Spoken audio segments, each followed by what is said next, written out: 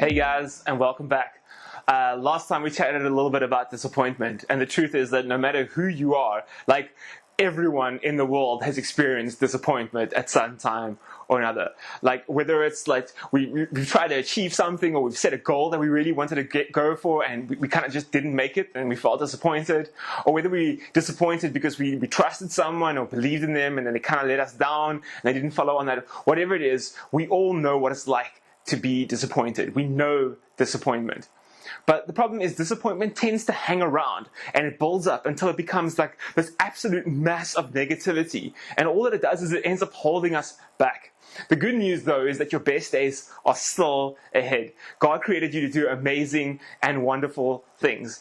And what happens is when we learn to pull away from that disappointment and to trust that God has made us for amazing and wonderful things, what happens is we begin to roam free.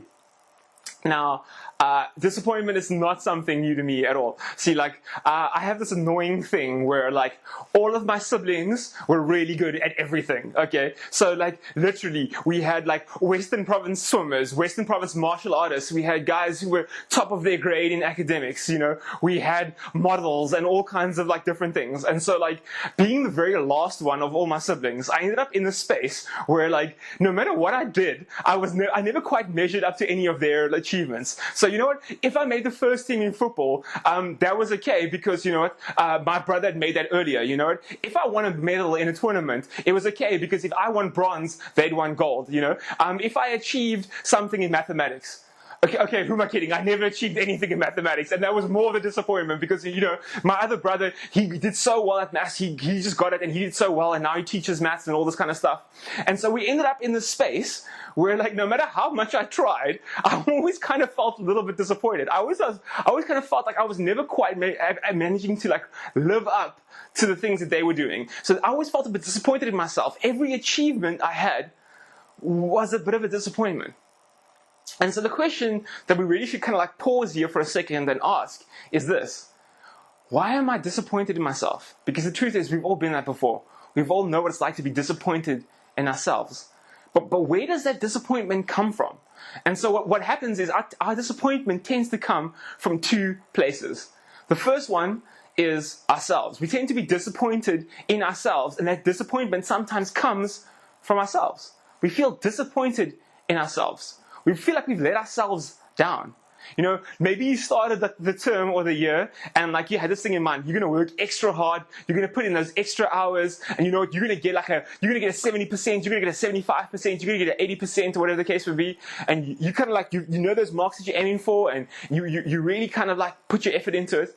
And maybe for the first couple of weeks, you go home after school, instead of putting your PlayStation on, you study, and you kind of you don't go out with friends, you keep that down to a minimum, and you're putting in that extra hours and stuff.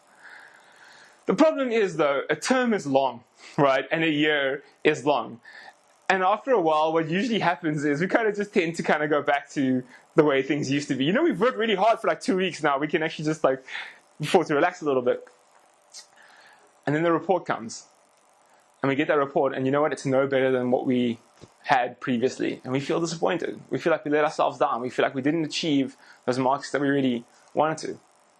Or I don't know, maybe for you look in the mirror and you see how frizzy your hair is and how it stands up and stuff like that, and you go and you feel disappointed because you look around at other people and everybody else has this really beautiful straight hair or whatever it is that kind of goes for you, and you kind of you feel disappointed. You feel why do I look like that? Why is it like that? Maybe you're unhappy, just with how you look, or that pimple that sticks out on your forehead, and you see it and you're like, oh my word, why does nobody else have this but me? And you feel disappointed in yourself. You feel disappointed in the way you look.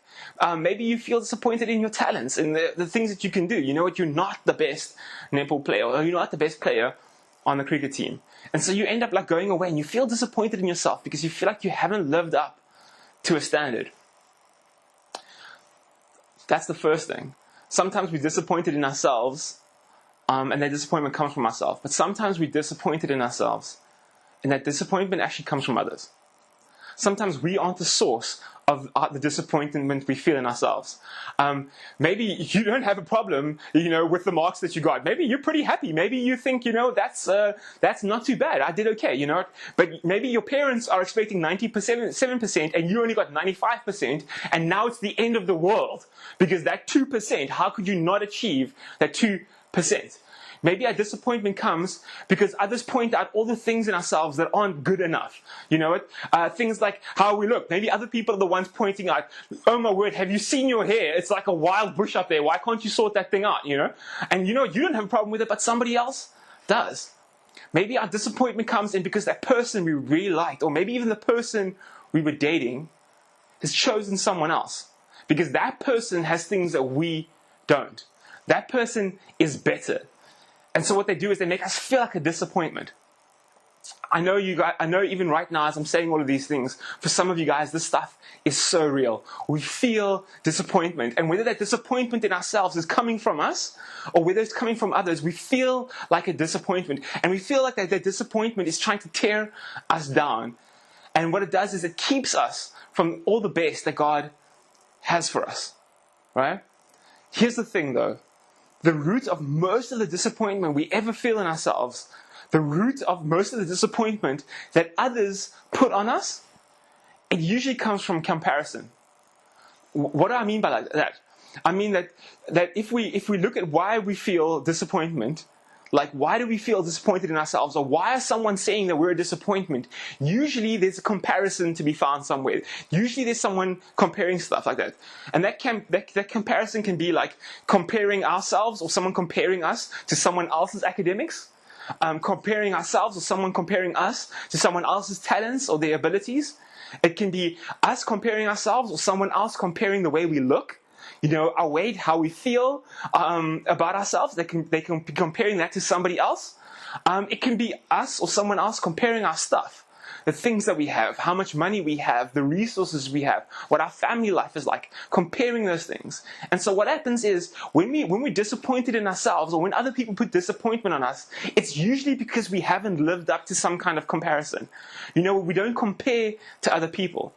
And so we feel like a disappointment because we feel like out there's someone better. All I need to do is go on Instagram and I can find tons of people who look better. Their TikTok dance moves are better than mine, There's so many people who are so many better at so many other things.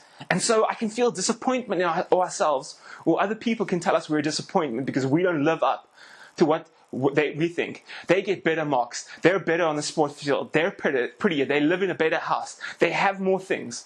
All of these comparisons end up leaving us really disappointed in ourselves. Here's the danger with comparison. Whether we're comparing ourselves to others, or others are comparing us to other people. When we compare ourselves, or when other people compare us, there will always be a reason to be disappointed. And maybe you're like, whoa, Dwight, what are you talking about? You're supposed to be making me feel good about myself. Don't tell me I'm always going to be disappointed. Let me explain what I mean for a second. And it's not because that there's something fundamentally wrong with you that you will always be disappointed. But because when we compare ourselves to others, or when other people compare us to others, we essentially go into competition with the whole world, the entire human race, and every person who ever lived in history. That is too much pressure. That is just too many things. The reality is there is no person on this world that has ever lived or will ever live that is perfect at everything, that is the smartest, the fastest, the best soccer player, the best netball player, the prettiest, the handsomest, the most academically gifted, has the most money, has the perfect family. There is no one like that. Nobody has everything.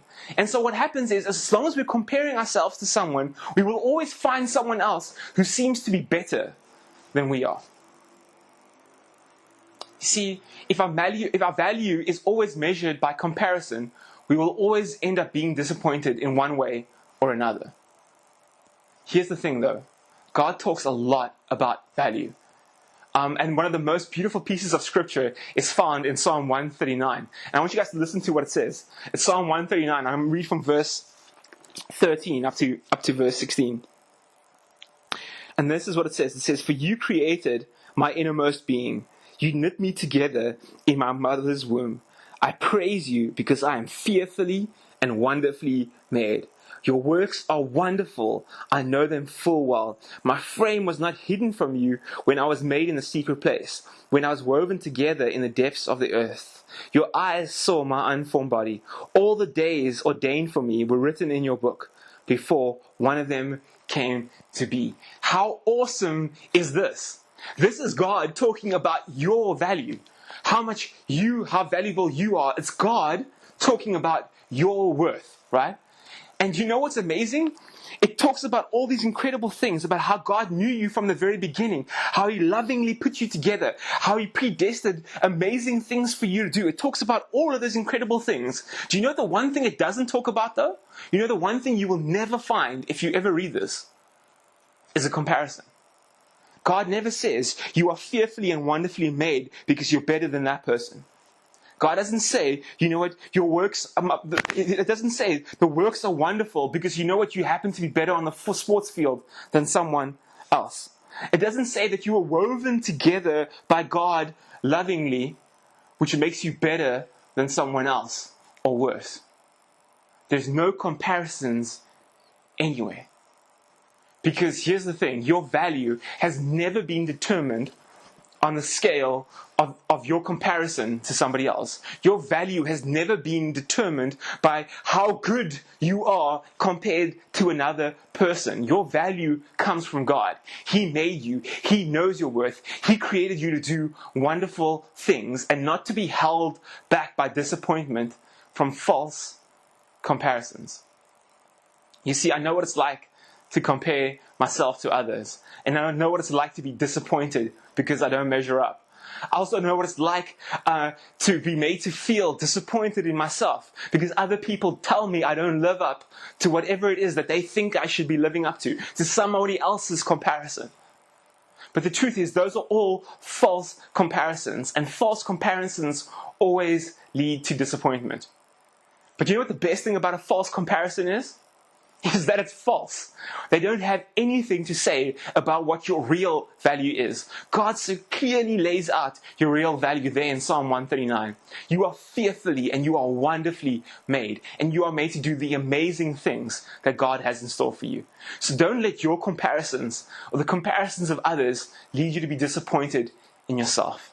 I want you guys to roam free. Jesus, I want to pray for each and every person who's listening to this. I know what it's like to feel like a disappointment. I know what it's like to be made to feel like a disappointment. Lord, I pray that they would know that their value has never been made by the comparison between them and somebody else. But their value comes from you. You made them. You tell them who they are. You tell them how valuable they are. And Lord, I pray that the words of Psalm 139 would rest in their hearts, Lord. And the next time they feel like they need to compare themselves to be disappointed, Lord, that they would remember what you say about them. Thank you that you determine our value. In Jesus' name. Amen. All right, guys. Next time I want to talk about what happens. We talked today about what happens when we're disappointed in ourselves. Next week, I actually want to talk about what happens when we're disappointed by somebody else. What happens when somebody else lets us down? What happens when somebody else betrays us? What happens when somebody else makes us feel disappointed in them? How do we manage that disappointment? And how do we not allow that disappointment to actually end up getting the best of us? But as we build head towards that, I want us to reflect on a couple of things. And again, I want you to grab a piece of paper, a notebook, wherever you made notes last week, and I want you to bring it down again. And what I want you to do is I want you to do two things. I want you to write down the first thing. What areas do you feel disappointed in yourself in? Where do you feel like a disappointment? And I want you to write those areas down, okay? And next to each one, I want you to write, does that disappointment come from you? Do you feel disappointed in yourself because of that? Or does that disappointment come from somebody else? When you're done, what I want you to do is, I want you to write down about each and every one of those disappointments. Am I comparing myself to someone else, or someone else comparing me to somebody else? And who? What am I comparing myself to? What standard am I holding myself up to? What standard am I saying that I should be living up to? And when all that's done, what I want you to do is right at the bottom over all of that, in big, bold, capital letters, I want you to write out Psalm 139, verses 13 to 16. Remember, your value comes from God. and not from comparisons. See you guys next time.